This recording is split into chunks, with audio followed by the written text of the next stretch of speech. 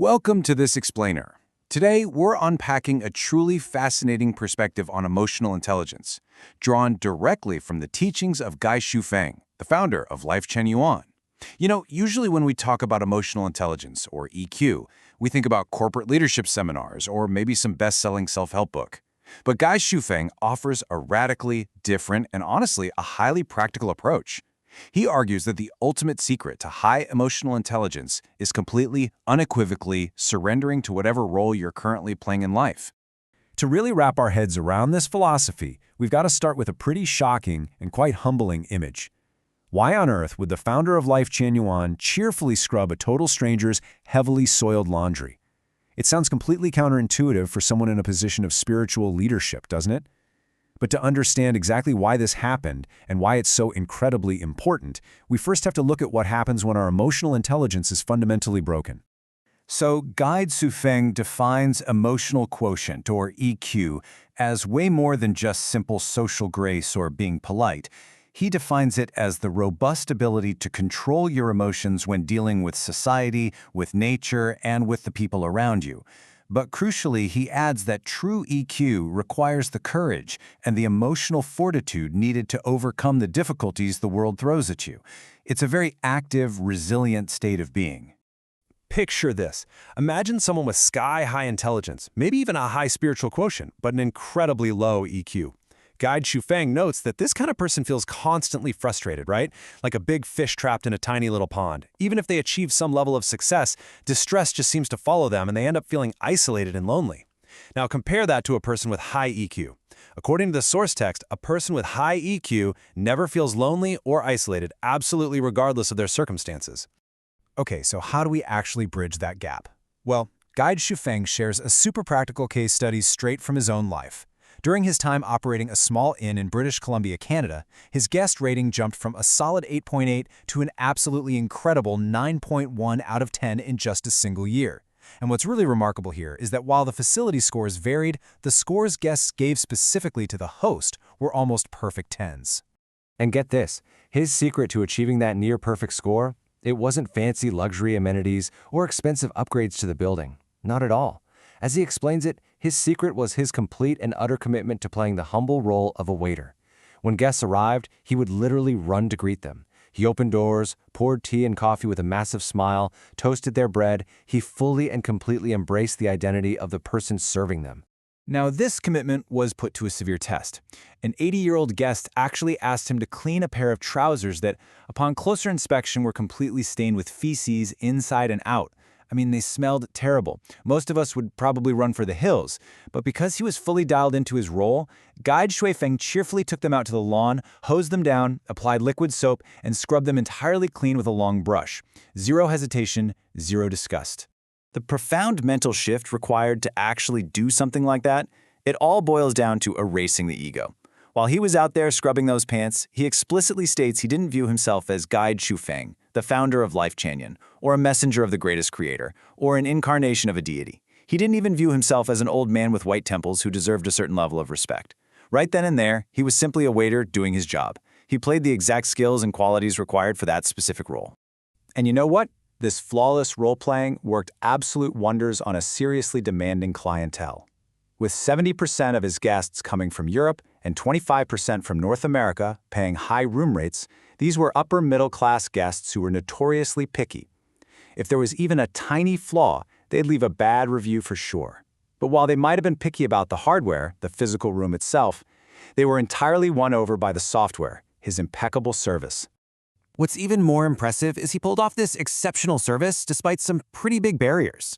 He used what he playfully calls his broken English to chat, joke around, and talk about literally everything with his guests, deliberately throwing in genuine compliments.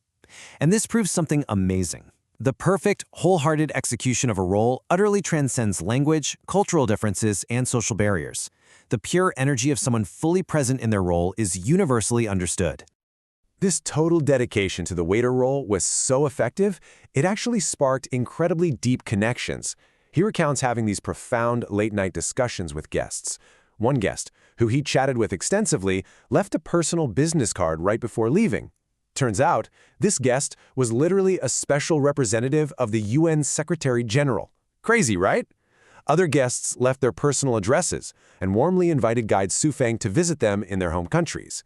And all of this came simply from playing the role of a host perfectly. So, that brings us to a really vital question for all of us following along. How do we take this somewhat extreme example of washing a stranger's dirty laundry and apply it to our own daily frustrations, our own careers, and our own lives? Ultimately, how does this make our emotional intelligence better today? Well, Guide Xufeng points back to some golden advice he got from his parents from a young age. Whatever you do it like you mean it. If you're a shepherd, herd those sheep perfectly. If you're a peasant, plant the crops exceptionally well. If you're an official, govern properly. He even jokes that if you want to be a hooligan, you should strive to be a remarkable, first-rate hooligan. The core point here is absolute, wholehearted commitment to whatever your present role happens to be. This really brilliantly illustrates the long-term power of this mindset. He highlights his famous example of a woman in Japan who spent nearly 30 years diligently cleaning airport toilets. Think about that. 30 years. She didn't resent the work, she perfected it. And because she played her role with absolute care and precision for decades, she eventually became recognized as a literal national treasure class person in Japan. When we look at our own daily lives, the contrast is incredibly stark. When you work with high EQ, you're happy, proactive, and thorough, whether you're exploring alien life or scrubbing a bathroom. But if you spend your workday sighing, grumbling, complaining, cursing, and frowning, there's no doubt about it. You are failing your role. And as you fail your role, your emotional intelligence absolutely plummets.